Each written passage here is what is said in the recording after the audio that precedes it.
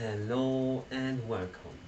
I am very excited to present to you today how you can leverage over 1000 models in over 200 languages in just one line of code, and how you can achieve state-of-the-art accuracy in any of those 200 languages while leveraging the power that NLU gives you. In the first part today, we will be learning how you can spell check and analyze sentiment and get part of speech, NER and even Bertology embeddings in one line. It will be a recap of the easy basics with NLU. Then we will look at the Bitcoin dataset I have prepared for us, which contains crypto headlines of various news articles, and we will see how easy it is to extract keywords unsupervised and emotion and also named entities, and how we can leverage that to gain insight of our data set and look and understand what it is talking about. Then we will see how we can leverage the new Marian models, which are published by Microsoft and now included in the NLU library, to translate between 200 languages and even classify those data. And then after that we will basically do the same as we did in the second part. We will analyze the data set. This time it will be a Chinese data set containing of Chinese articles and headlines, and we will see how you can leverage the multilingual capabilities of NLU to extract the data in the Chinese data set and extract keywords and named entities and see what the Chinese articles are talking about, because you can extract all this data in Chinese but then translate it into English and actually see what's happening. After that, we will see in the fifth part how you can leverage the very powerful multilingual BERT embeddings to classify to train a sentiment classifier or even any other classifier in one line of code, and it will be able to understand over 100 languages. It's very easy and very powerful. And then in the final part we will see how you can leverage the new incorporation of Google's T5 model, which gives you the power to solve over 18 tasks from the squat, glue and super glue datasets. And the most interesting problems and tasks we will be looking today at from T5 is question answering and text summarization. So just a little recap in case you forgot or don't know what is Spark NLP. It is a big data processing library that focuses on developing the fastest, most scalable and most accurate library models out there. And this has been recognized and honored by the industry and community various times. And so how does NLU come into the picture? NLU basically wants to give you those 1000 models in 200 languages in just one line of code. It's hiding the Spark part because Spark NLP is a Spark library, and if you don't know, Spark is this big data library and it's kind of complicated at times, and not everybody needs and wants to work with Spark. So NLU is hiding all the complicated Spark parts and is reducing everything and abstracting everything down to just one line. This makes it a truly elegant Pythonic library that integrates well and seamlessly into the Python ecosystem. And so, how does it work? In a nutshell, you just need to know one or two things. You need to know that first you import NLU, and then you need to know you call NLU.load, and then you need to know that you put in the name of the model. And that will return to you a model object. And this model, like any model, has a predict method. You can give it data, and it will give you predictions in form of a pretty pandas data frame. And so more precisely, let's say you want to classify emotions, then you just say NLU.load emotions, you put the name in, and this now is your emotion classifier model. And now with this model, you can do model.predict I love NLU. And if you want to see it in action, this is what you get returned basically. A pretty pandas data frame where the prediction is in the category column, and it properly predicted the emotion of this sentence was joy, and it also detected that is the sentence in the sentence column. And since this is an emotional classifier for two classes, you have the confidence for fear and joy and sadness and surprise, which will sum up to 1. And also, if it would be like a two-part sentence, or the string had multiple sentences, this category sentence column would map back to which sentence that was. And also you have sentence embeddings, which are used by the classifier under the hood. And so this does not only work with strings, but of course also normal Pythonic data structures like lists of strings, or of course the more powerful part, the pandas data frame, or a pandas series or column basically. You can just give the NLU library a pandas data frame, and it will take in the text column and predict on that. And if you want to scale it, there's still a big data path with NLU, and that is via using Modin and Ray or Dask backends. And then you can still scale to many terabytes of data and process them quickly. And of course, NLU also accepts Spark data frames.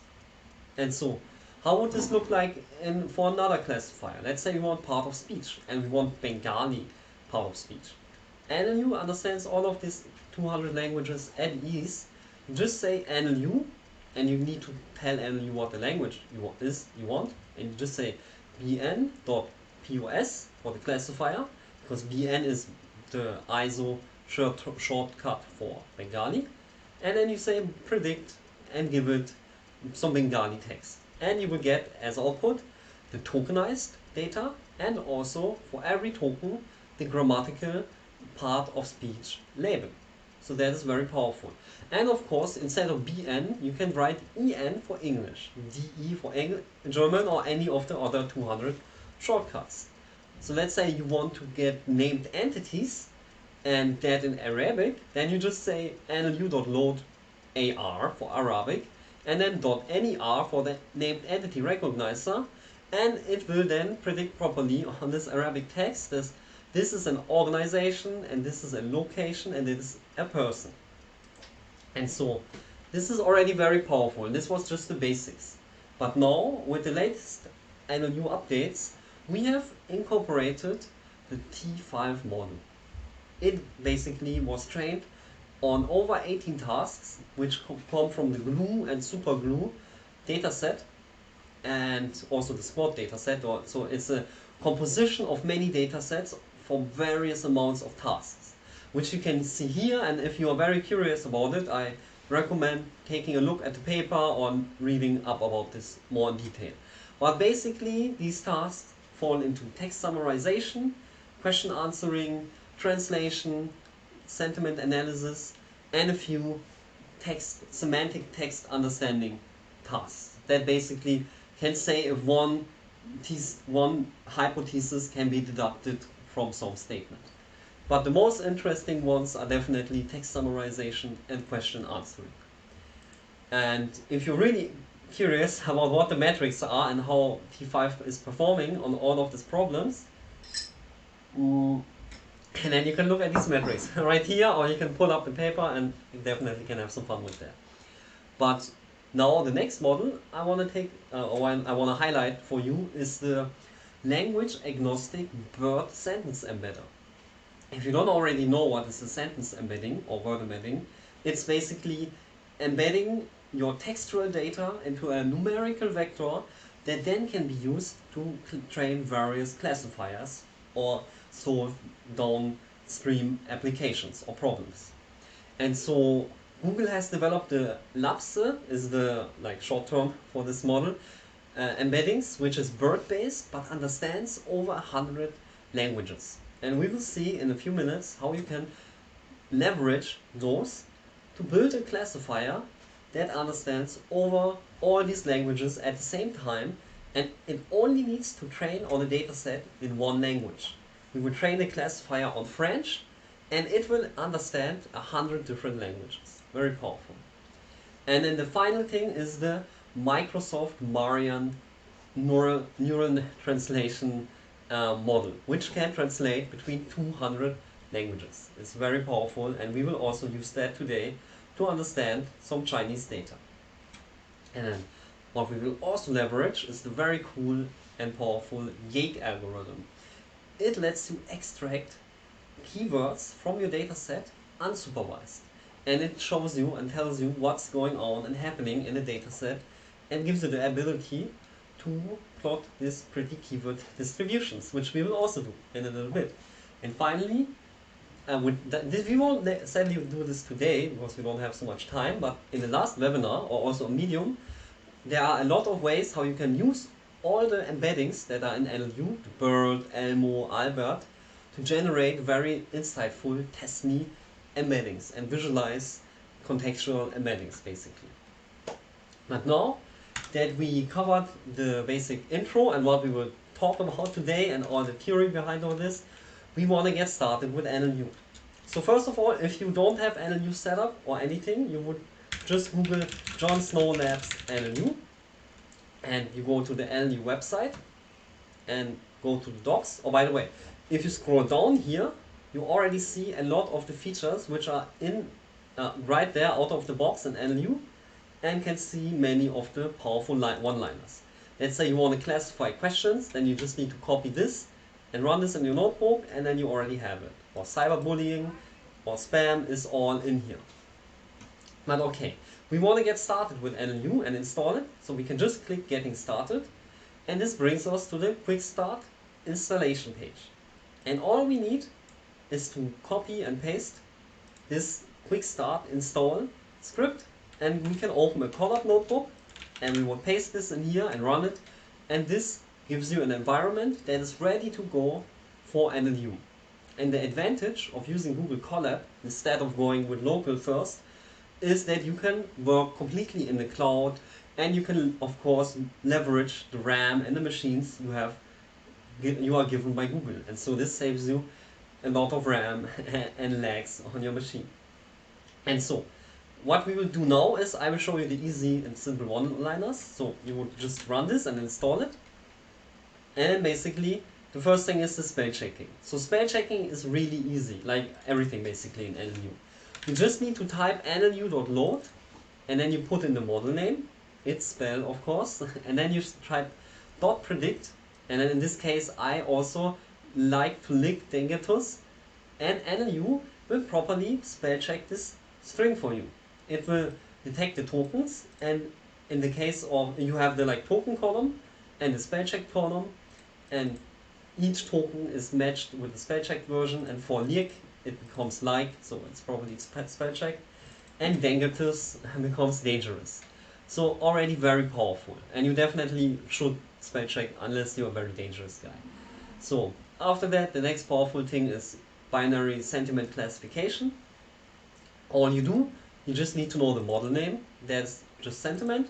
You type nlu.load sentiment and then say .predict I love NLU and rainy days, and it will properly predict the class sentiment for that sentence. So very cool and very powerful. And the next thing, if you don't already know what is part of speech, basically part of speech assigns each token in a sentence a grammatical label. So that's usually used for more powerful models that use the part of speech basically further downstream. But in this case, we can use part of speech model and just get a label for each of these tokens. And for this case, so we can see, grammatical is a token and it is assigned the label JJ. And so you might not remember all the label names, and that is why the NLU doc is very handy. You can go to the simple examples section over here, and it has a documentation for all the labels predicted by the part of speech classifier. And for our case, we wanted to know what's a JJ, and a JJ is an adjective, and now we know that grammatical is an adjective. And the same for NER. If you don't know what is NER, it's basically named entity recognition. It detects specific entities or things in your text. In our case, it can detect the American no person, so American in this case. So first of all, you need to know, okay, what's the no RP class? And we have the documentation right here on the simple example page. You can go to NER. This is the 18 class NER classifier. And the no RP is a nationality, like the Germans or American. And it also predicts, the American or John Biden as persons. Or also John Snow Labs is in this case also a person. And so you get the confidences and the entities detected. Cool. And there are many, many models with various applications and trained for different use cases and of different sizes and accuracy. And depending on what model you need, right? You need to like one size doesn't fit all, and you need to have the right tool at the right time. And this is why you can leverage NLU. You can say NLU.print components, and you say the action NER, and it will tell you all the models that are NER models you can load with NLU. And so, for example, there's one bird-based NLU. We could copy paste this right from there and run this, and this gives us the bird NER model. Or also, if we scroll further down, we see there are Spanish ones, Russian ones, or Hebrew NER. So depending on the use case, we can find everything there. But it's still very cluttered, and you can't see all the models. This is why we have on the NLU docs the pipelines and model namespace. You can see here every model that's available in NLU, and then basically each NLU reference, that is what you put in the NLU load, right? The model name. It maps to a Spark NLP reference, to a Spark NLP model name basically. And these are either pipelines or models. And so basically here you have all the aliases. You can throw this into NLU, you get BioBert. Or you just need to type Elmo, you get Elmo, right? Or if you search for classifiers, you will find them a little bit further down, or just hit Control F and then go through here and you see all the different classifiers. For example, spam or fake news, sarcasm, cyberbullying. But still, this is very cluttered, right? And this is why John Snow Labs has created the very amazing and helpful Models Hub, which is linked right here. You click on here, and this brings you to the Models Hub. This is a much better and nicer overview and searchable overview of all the models available. And you can see here, there's Bengali word embeddings, there's relation extraction for body parts in English, and so on. And you can even sort by tasks. So you can see there's translation, question answering, summarization, de-identification, lemmatization. So let's say you want to see all the lemmatizers, you click go, and boom, it gives you all the lemmatizers for all the different languages. And let's say you want the Bengali one now, then, let's say you want actually, or for the Bengali one, all you need to know is just the shortcut, basically, right? You just need to know bn, and then you would type nlu.load bn.lemma, and then you get that. We already covered that. But what I actually wanted to show is also, let's say you want a classifier or sentiment and analyzer. We search this, and here, for example, is also the sentiment DL, the sentiment model for Urdu, even though and this is not updated, so this is still in work kinda and will be updated. But you can basically, all the models you find here, let's say you want the Bengali embeddings. What I want to say is, you have here the address, the name of the Spark NLP model, and you can just copy paste this. So here's also the NLU page basically, and it should show you the name of the NLU model, but it's still in the verb. And if it's missing, like in this example, you can just copy the name of the Spark NLP model, and then you are on this page for the NLU namespace, and then you can just hit Ctrl F and search it, and it should show up. Most of them will show up, and this one doesn't though, because it's not yet included in NLU, my bad. But in general, if there's something you want to use in NLU, you can just take the name and search it, and it should show up. And that's at least usually. This one though doesn't want to show up, so let's find another good example really quick. Let's say you want NER. These all will work. Sorry for the little mix up. But let's say you want let's say you want Japanese named NER. So it's called in Spark NLP. It's called NER UDGSD, and now you can just hit Ctrl F on this page, and you will find in NLU you just need ja.ner. And usually all models are here. If it's not here, just give it 1 week, and then everything will be on this page, and also in the Models Hub. So you can basically go through the Models Hub and already see the thousands of models available. Cool. And so we were just at embeddings, at named entity recognition. You can extract entities very easily.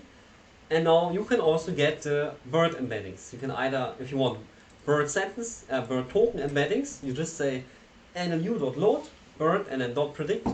Albert and Elmo are pretty good friends, and then you get a column with bird embeddings based for that. Or if you want Elmo embeddings, what you do, you just swap for bird, you put in Elmo here, and now you get all the Elmo embeddings. Very powerful. And if you want, instead of the token embeddings, sentence embeddings, you just say embed sentence and then .bird, and you have bird sentence embeddings. Very powerful. And of course, you can say NLU.print components, and then action is equal to embed, and you can see all the embedders you could use in NLU. Cool.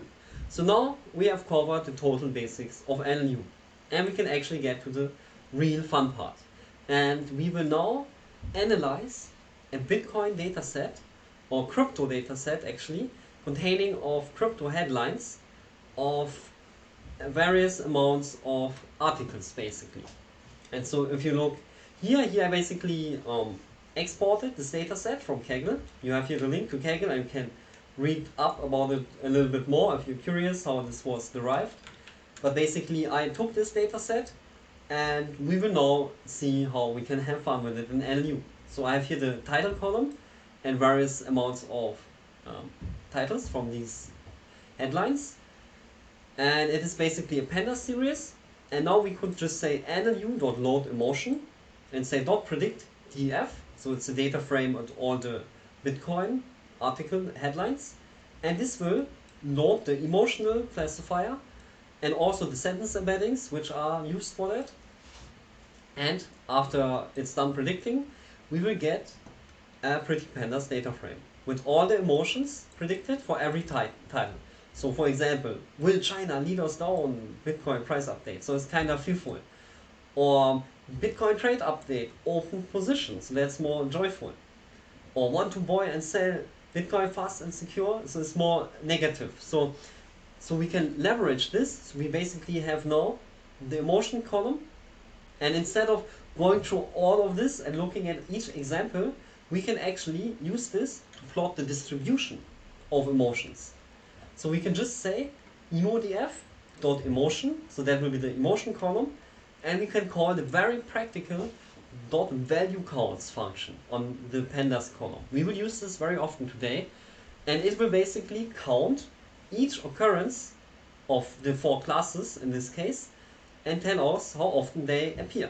So we can see joy appeared 800 times and fear 750 times, and so on. And then we can just call .plot, .bar, and then we specify the size and the title, and then we have a pretty distribution plot. So very powerful, and basically you could run this in one line. Cool. And now we get to the more interesting part. One of my favorite algorithms in NLU. It's the YAKE algorithm. It stands for Yet Another Keyword Extractor. And it lets you, like the name already implies, extract keywords from your dataset. So in this case, and totally unsupervised. So in this case, we can just say nlu.load YAKE and then .predict df, so the same data frame. And we see for the first title, for example, it predicted update China and China lead as keywords. Or the second one is about price levels. The third one is talking about a bubble and price bubbles, or the next one about bands. So it already shows you what the dataset is talking about. But again, we don't have time to look at 2000 rows or more, so we can just plot this, and very easily. So we just call the .explode method for the keyword classes column, which will, instead of having a list of keywords, we have one row per keyword. And after that, we can say value counts, and this will just like in the previous example, count the occurrence of each of the keywords in our dataset. And in this case, we just took the first 100 because there are a lot of keywords, and plotting more than 100 is not very nice to look at. So we just look at the top 100 keywords and plot them. And we can already see, it makes sense, right? The most occurring keyword is Bitcoin, and then Bitcoin Z, that's not good. And then we will get to this though in a second. Then price, and then if you look further down, there's like Dogecoin or Coinbase. So it's already pretty interesting and insightful. But what is not nice is that Bitcoin and Bitcoin Z are two separate keywords. And so how can we fix this? And NLU gives you a very easy and handy tool for this. And basically NLP gives you a handy tool which is available in NLU, and that is stemming. If you remember what stemming is, it basically cuts off the end of each token and builds the stamped version of the token, basically. This thus reduces the dimensionality of your dataset and gives or makes it easier for or makes our YAKE algorithm work better. In our case, it will eliminate the Bitcoin and Bitcoin Z. So first though, how do you stem your dataset with NLU? It's very easy. You just say nlu.load, what would you put there exactly, stem, and then you say .predict, and you put in the df, your data frame, and you specify output level is equal to document. This you need to do because, or you should do, so you get one output per row. Otherwise, NLU can infer that it is token level, and you will get one row per token. But you want one row per input row, basically. So you just specify that, and the resulting data frame will have a stem column. You can see it already here. The stemmed column contains the stemmed tokens, basically. So it's an array of all the tokens stemmed. But we want them as a string again, so a white space separated string. So we just say stemdf.stem, and so that's the column, and then we say .string.join, and then we join it on a white space. And we write that back to the stem string column. And then we can see here is the stem string column with all the stemmed strings. It's like a tongue breaker. With all the stem strings joined back together. So you have here the stem data, and now we can, this was a pre-processing, we can now feed the stemmed data back to YAKE. And we will see Bitcoin Z disappeared. Now there's only Bitcoin. So very nice. And if we check out how many Bitcoins do we have here, it's 700. And how many did we have before that? Around 350. And Bitcoin Z only appeared 50 times. So if we merge those together, it only counted for 400. So we actually merged more than 200 other occurrences of Bitcoin into Bitcoin, right? Like other versions of Bitcoin. And and so we see this already made the algorithm much more useful. And if we want to see the distribution a bit better, we can cut out the Bitcoin, and we can see a bit better what stuff is like how the distribution looks like. So already very interesting, and I encourage you to play definitely more around with this, and definitely play with the Yake parameters around, which we will now take a quick look at. So on Yake, you have multiple parameters, like on all models. You can tune them and tweak some parameters. And in the Yake case, you can tell Yake, for example, to get more keywords or use different confidences or amounts of n-grams to generate the keywords. But first of all, how do you even configure a model, right, in NLU? It's very easy, again, like everything in NLU. You just load the model, you just say NLU.load Yake, and now you have a Yake object. And on this object, you say .print info, and it will tell you everything you can configure. It's so easy. So you will see this pipe actually consists of multiple parts. You see the first part is the Yake part, and you can configure the set min n-grams or max n-grams. You even have a description over there for the parameter. But then the second part is the tokenizer, you could configure that, or even the sentence detector. So it's a lot of magic actually happening under the hood, and with print info you can actually see some of that magic and configure it. And in our case, we just want to configure the, for example, the set n words, set n keywords. So you would literally just copy paste this, and you could run this. You just would need to update the name, and then you can run it, and bam, you have a parameter configured. It's very simple. And so in this case, we can configure the keywords to, instead of 3, what is the default, you can see it here, we can say give us 4 keywords. And now we have 4 keywords for every sentence or every row in our dataset. And this, of course, again changes the distribution of our dataset, or the distribution of our keywords extracted. And again, you could also change the amounts of n-grams considered, which also affects again the distribution, and it also gives you different sized keywords. So you have more of the like 2 token keywords, and it definitely is very interesting to gain insight.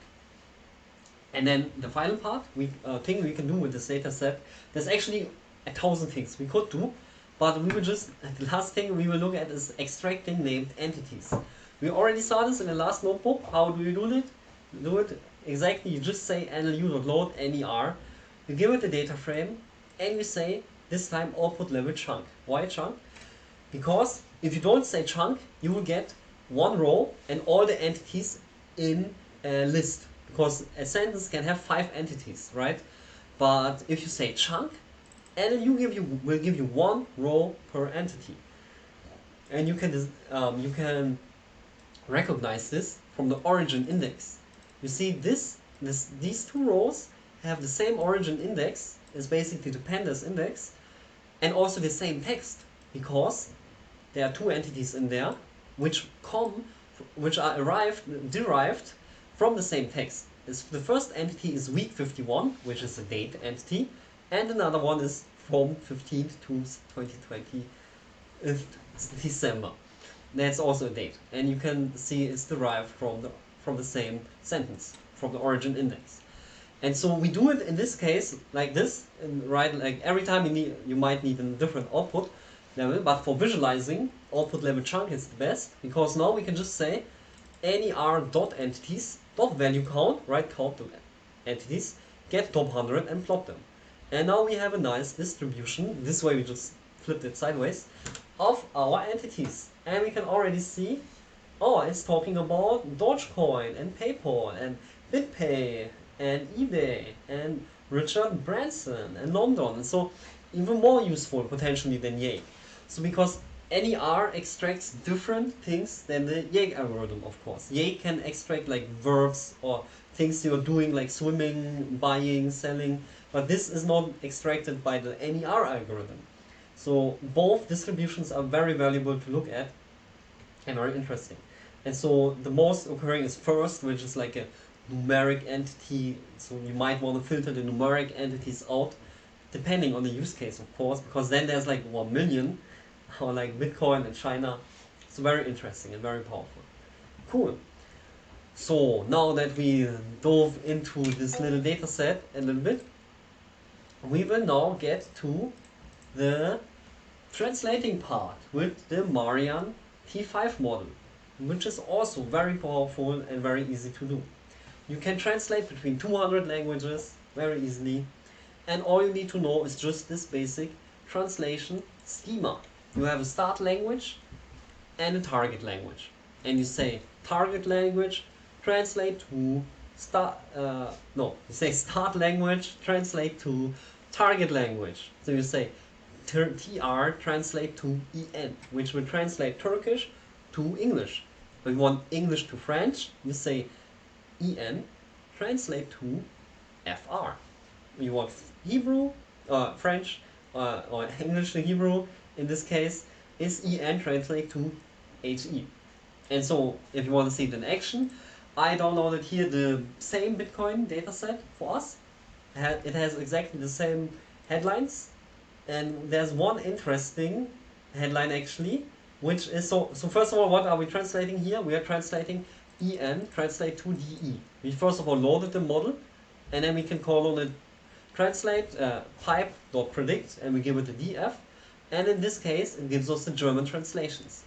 And so I can already say it's pretty decent. So if we say, for example, Bitcoin survival becomes Bitcoin Überleben, that makes sense.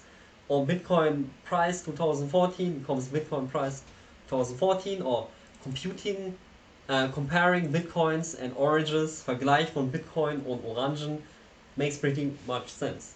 So, and for French, what do we change? We just change the DE to FR, right? It's just the ISO shortcut for the language. And now we have in the translation column the French translation.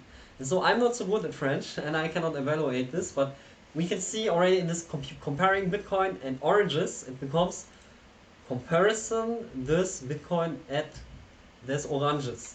So it seems pretty good actually.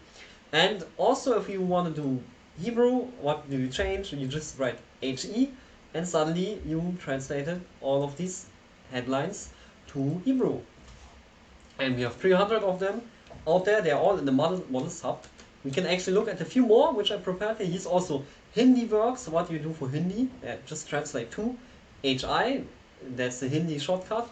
And now you have Hindi crypto news articles. And how do you do that for Russian? Of course, you just say .ru. Now you have Russian. And of course, Chinese. And it's so easy. And Chinese is the perfect segue to the next notebook. I just want to show you.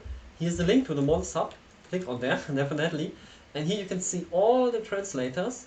Just click go. And it will filter for you all the translators. And here you basically see we have a ton of pages. 14 pages full of translators. I am sure you will find, for most things, everything you need. Or you just remember this schema, then you also have everything. Cool. But, so, we were last at China. Right? China and China news. Because I prepared a China news article dataset for us. It's basically the same structure as the Bitcoin or crypto news article dataset, but this time in Chinese and about Chinese news. So it's from this Chinese news article, and again, it's from Kaggle. If you're curious, you can click here and find more out about it or read up about it. But we will just take this data and rip it apart and learn what it is talking about in just a few lines of code. So what do? We load this Chinese dataset and we see, oh my goodness, it's all Chinese. We cannot understand that. Okay, so what can we do? We can get some keywords from there. We could translate all of this right away also, pretty easily. You saw that in the last notebook, but we will extract keywords. And how do we do that? We can just use Yake and predict on the df.headline, and this will give us the Chinese keywords. But, oh shoot, Yake, and we cannot actually plot Chinese keywords. In this, right, we did the same as last notebook. We just loaded the df, the Yake, and then predict on the headline, and then get the keyword classes, the value counts, the top 100, and then plot them. But crap, it's all Chinese. So we gotta translate the top 100 keywords. Okay, sure, let's do that. It's pretty easy. We just get the top 100 keywords here, we store them this time, and we make it a data frame, and then we basically reset the index and store data in the ZH, that's the short term for Chinese. We store that in that column, and so we have this pretty data frame. It's the top 100 Chinese keywords with the counts. And now we can translate them actually, and now we can actually see, because we see, something is occurring and 300 times, what is this? Now we know, and here we see 300 times this, but I don't know what is this. But now we know, but first of all here we have the translation, and then we can write this back, and we know 300 times Li Keqiang is president over the states of something. So state of department. So now we can plot this and visualize it actually, and we can see it's talked. There was 300 times the mentioning of Li Keqiang is presiding over the State Department meeting. Okay, interesting. So that's the guy you might want to check out if you want to learn more about the Chinese news. Of course, it's also a very often occurring keyword, new weather, or what's the weather, because it's news, right? So it's talking a lot about weather. And 19 is a great sign. When Xi Jinping invited me, Master Yu, so lots of persons actually. And also, this might have slipped you, and I wanted to notice if you know or not. But basically, these keywords, they are all based on sentences. We didn't tokenize our text because Chinese text is not tokenized by or white space separated. Chinese text is all joined together. Basically, one sentence is a concatenation of lots of symbols, and you cannot tokenize it like classic European languages. On English, you just say split on the white space, and then you have the tokens, right? But on Chinese, you cannot do that. And so what we did here first, we didn't care about it. We just calculated the keywords, and we have the basically sentence-based keywords here. And this is why we see which sentence keyword is occurring most often. This is one type of insight, but we actually want real keywords. And how do we get that? Well, super easy. With NLU, you can segment the data. It's basically a tokenizer for left to right languages or concatenated languages, basically like Chinese. And so we can say zh.segment words, and then we give it the headline of a text, and now we have the text tokenized actually. Since imagine if you split this on a white text, you cannot do this. You need to understand the meaning of the text. And so this model understands the Chinese meaning and knows where to split the tokens basically for you. And we now have all the tokens, and we can now join them on a white space, similar like we did for the lematizer. And so we now have white space separated Chinese text. And now we actually have the words, one word after another, and this we can now feed to the YAG algorithm, because the YAG algorithm is working for tokenizable text basically. And so now that we give it actually white space separated text, it can actually extract the keywords correctly from that. So now we have white space separated keyword classes and not whole sentences. And then now we can get again the top 100 occurrences and translate them back to English and get the distribution. And now we basically have the top 100 occurring tokens. And so now we see, wow, this is not whole sentences what we have there, but actually keywords derived from singular words. The other keywords were derived from whole sentences. So now we see, there's a whole another guy coming up, Zhao Jin, and then China, and Li, and President, and Beautiful, and Zhang Deok-ang. And so all these guys, if you look at the order distribution, this didn't show up because the data was all messy, right? The number 1 was here, Li Keqiang, but this guy doesn't show up in the top 10 at least. If we search, maybe we find it somewhere. But yeah, this is already very powerful. And now, like last time, what did we do in the last notebook with the Bitcoin crypto? Exactly, we did some pre-processing. We reduced the dimensionality with stemming. In this case, we can do also lemmatization, right? We just do we lemmatize the tokens and join them back. So we have the lemma and then join them to make a white space separated Chinese string like last time. And now we have the lem string column. And now we can pass that to the Yank algorithm again. We get easy peasy Chinese keywords from the white space text derived. And we can now translate it back to English, right? We don't know what are these Chinese keywords. Well, now we know, we just translate it. It's Chao Jin again. It's this guy, we gotta remember him. And now we can plot it, and now we have the lemmatized, tokenized keyword distribution translated from Chinese. And now we know what's up in the Chinese news. And now, like last time, instead of Yake, we can also use a named entity extractor. And how do you do that? Like last time, you just say zh.ner and then .predict, and then this time I just do the first 1000, but if you have more RAM, you can also use more. And it detects entities. Yay, but they are Chinese. Crap. And so this time I didn't do chunk, I just left document, so the standard output level. And so this time, this time I actually see I'm calling here explode, so I have to call explode, because all the entities are now in a list. But regardless, you can get all of them translated, and now you know, aha, this entity is army, and this is the rocket army, and assembly of nations in Kyoto, cool. And so now that we have all the keywords, not keywords, now that we have entities, we can, and the translations, we can get the value counts of them and get the distribution of translated Chinese entities. Bam. And now you know how to explore any dataset in over 200 languages, because this translates from one language to any other, right? This works with any of our 200 languages. Instead of ZH, you can also write BR here, and everywhere you switch the ZH to a BR, and now you work in Brazil.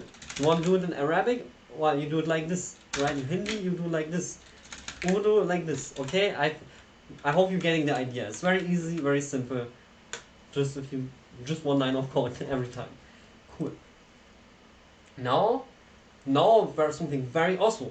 Just 2 more lines of code, and now you will know how to train a new classifier for over 100 languages. We will leverage the super powerful LAPSE-based NER classifier. It supports, like you can see on this slide here, over 100 languages. All of these languages are supported. And if you train a classifier, you can train a classifier in just one line in NLU. Oops, let me find the right notebook. Yeah, and it's very easy. So what do I have here prepared for us? A dataset of French tweets, sentimental French tweets. Again, from Kaggle. If you want to read up about it, go ahead. It's positive and negative sentimental tweets, basically.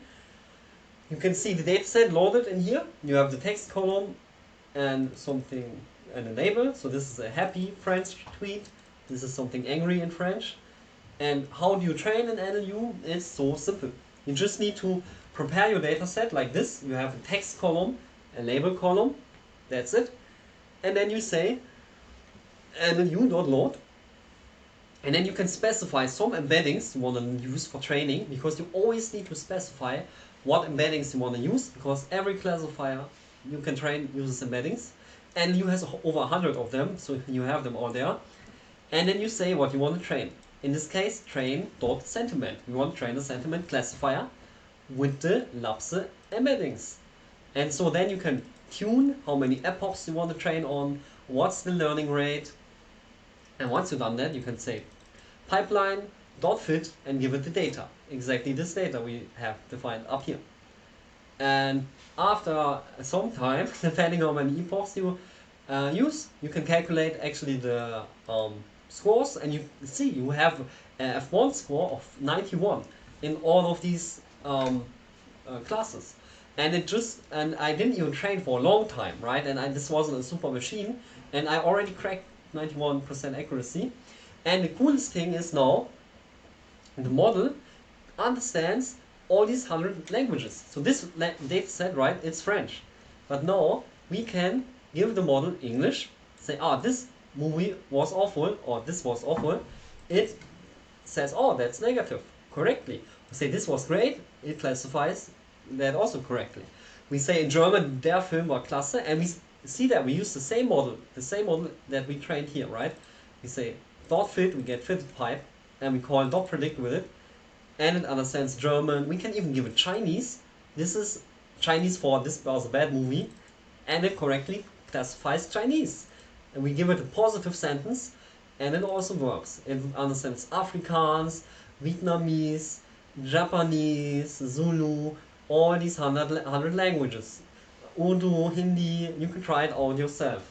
And yeah, go ahead. So lots of languages, lots of power. And you don't only have a binary classifier. On the NLU GitHub page, we actually support for the most problems, remind me later, for the most problems we have various amounts of classifiers. And you can find out how to train all of them on the NLU GitHub page in the training example. You can make all of them multilingual for 100 languages by using these embeddings. So pretty powerful, pretty easy. What did we just learn? You learned that you just need this one line, and you make a 100 language classifier, or classifier that understands 100 languages. Amazing, powerful, cool. Next part. Now we covered the multilingual part. Now we stay in the English domain again for a little while, and then we're also almost done. So, what is the T5 model? The T5 model is a sequence-to-sequence model.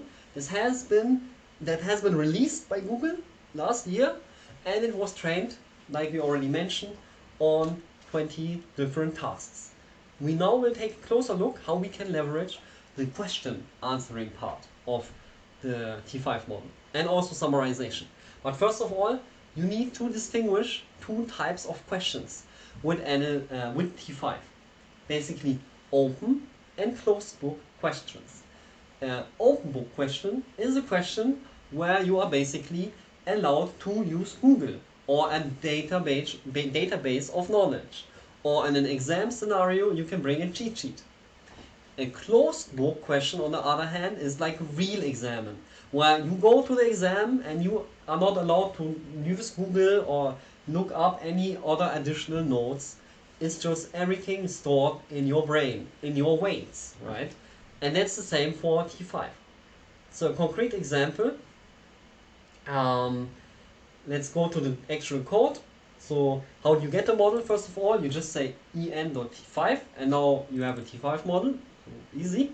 And then first of all, the closed book questions. So that means T5 cannot use any extra info, and you can ask in there like general knowledge questions like what's the capital of Germany? It will answer in the T5 column Berlin. Well, who's president of Nigeria? Oh, it's Muhammadu Buhari. You can Google, actually that's all correct. What's the most spoken language in India? It's Hindi. So very powerful. And on the other side, an open book question is a question where you give some extra context or data. So like you give it basically, you can give T5 a sentence and ask a question about this. So for example, the question is, where did Jebe die? And the context is Genghis Khan is a mini story. Genghis Khan recalled Suktai back to Mongolia soon afterwards, and Jebe died on the road back to Samarkand. So the important part is Jebe died on the way back to Samarkand, and we asked T5 that, and it's figuring out. It's basically can ask this question, answer the question that hey, Jebe died in Samarkand. So it's predicting that correctly. Or if you make a more bigger example, you can take this abstract I took from this news article, literally like a few days ago. There's still the link, you can go to there and copy it. It's about this guy, Jack Ma. He's the owner of Alibaba, if you don't know him. And he has been disappeared for a while. And this article is talking about him, and because he has reappeared, and you can quickly skim it this abstract, and we can basically, but we don't even have to read the abstract, that's the cool part.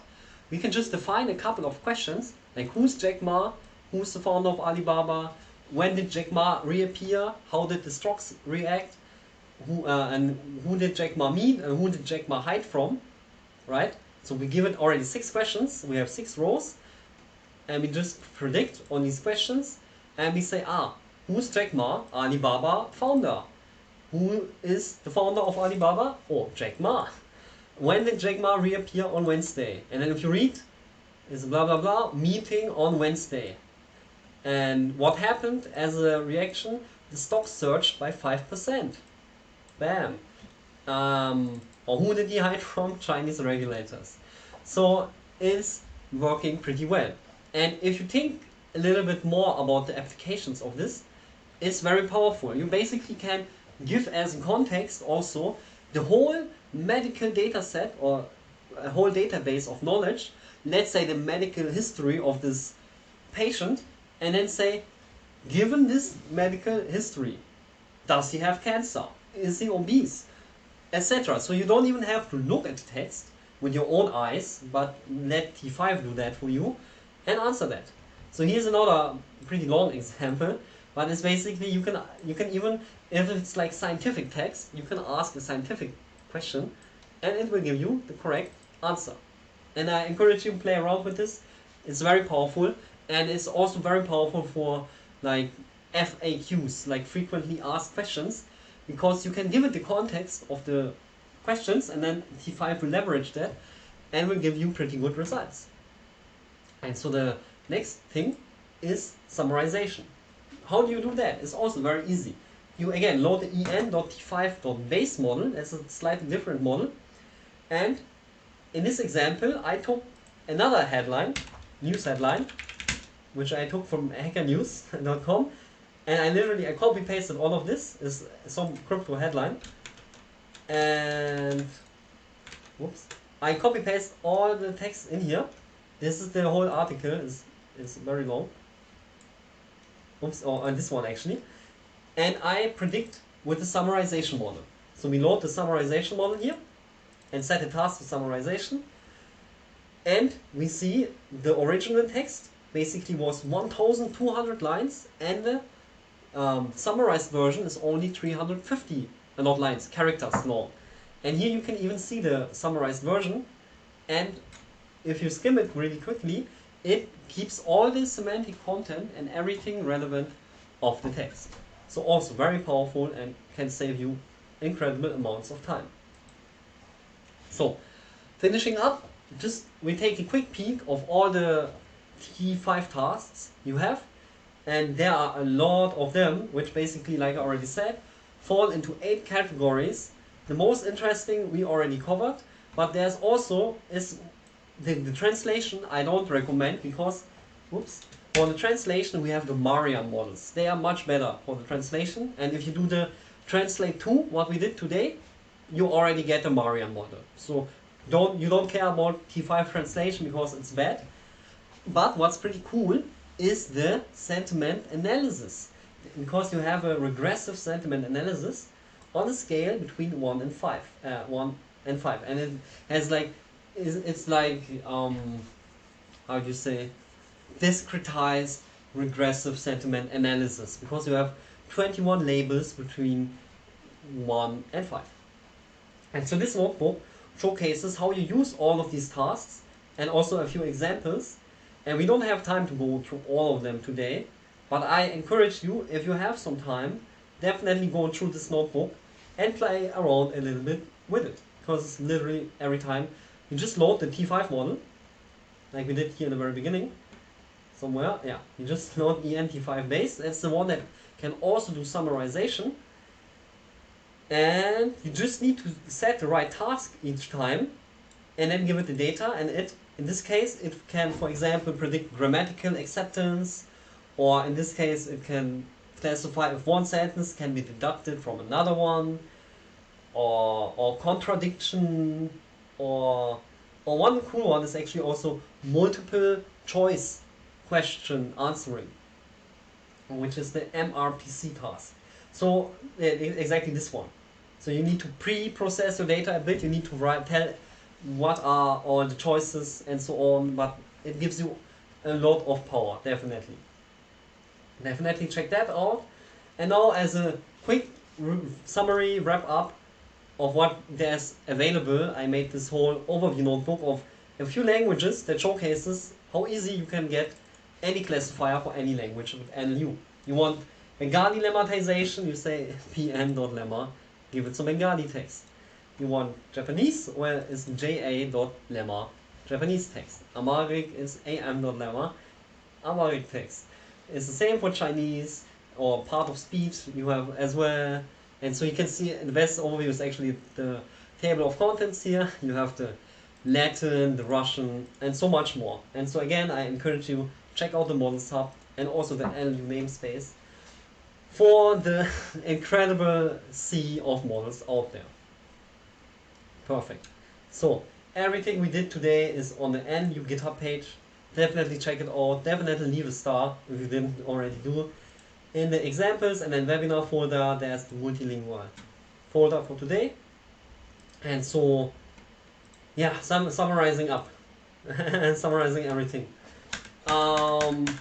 You have over 200 languages in just one line of code and 1,000 models. And all the features you can see on this slide summarized again. So everything is open source, free to use. You can make your own startup in one line of code and make millions of dollars, easy as pie.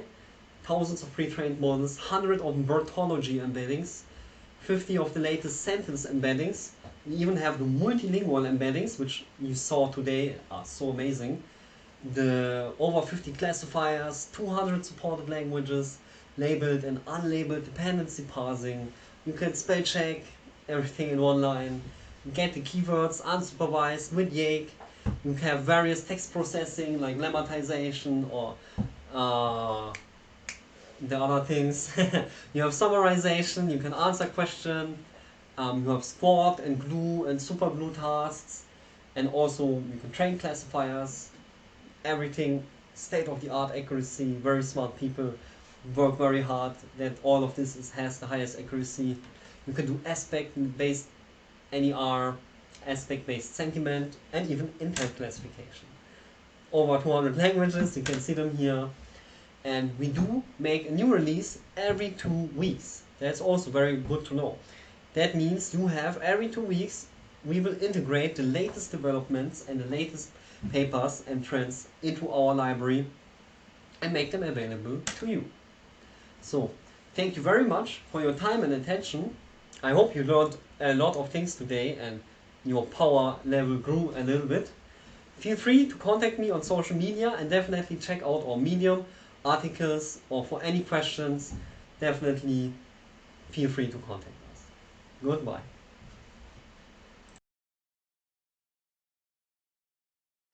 Wow, thank you, Christian, for taking the time to give us such an informative presentation today.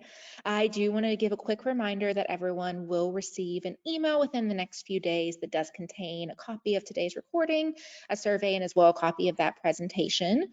Also with that, we do have time for about 4 or 5 questions. So I want to go ahead and turn it back over to you, Christian. You can go ahead and answer some of those that we have had come in.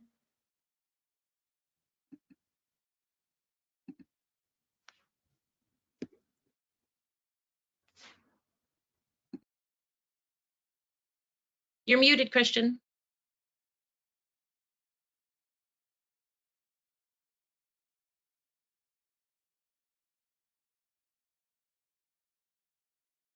Okay, hey, now you should hear me, right? Now I'm unmuted, right? Yes. Okay, wonderful. Thanks a lot. So yeah, there are a few pretty good or nice questions which we can dive into. So one was about having medical classifiers in NLU, because NLU comes from the Spark NLP library, which of course has thousands of, or not thousands yet, but soon a few thousand medical models. And they are not available yet in NLU, but the NLU Healthcare Library will release in about a month and make all the medical models available to you. But still, you can train your own classifier if you have a medical data set with all the embeddings. We even give you medical embeddings, pre-trained on medical data sets, to train your own classifier on your own data set, of course. So, and another question was here, can we detect fake news? That is also included. There's a fake news classifier in NLU. And on the starting page of NLU, there are all the easy one-liners and examples, and they showcase lots of different classifiers. You should definitely check out the starting page, the landing page of NLU, and scroll down there. There's lots of cool examples. And otherwise, yeah, so do we have, there's somebody asking a question about language detection, and we also have a automated language detector that can detect, I think, up to 300 languages these days. The count is increasing every few weeks, so it's hard to remember the right number, but you can detect, even classify the correct language, and based on that, pick a right classifier. So you can totally build a web application that you can have a chatbot that talks with your web app and then classify what language somebody is talking with the bot. And besides that, I think we had a raised hand or so. Maybe we can let that question in, and otherwise we can wrap up. Or maybe another question somebody wants to ask.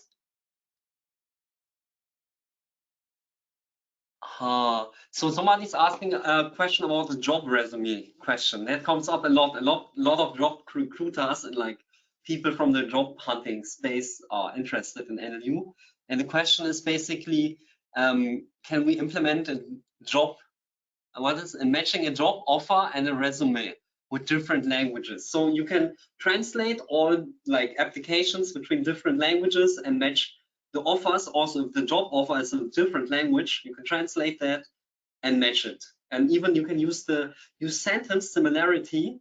There's a Medium article covering how to do sentence and document similarity with NLU to find similar documents to each other. And there's even in T5, it also has a sentence similarity analyzer or document similarity analyzer. So you can compare different CVs or job descriptions with each other with NLU basically. Cool. Otherwise, yeah, do we have other questions?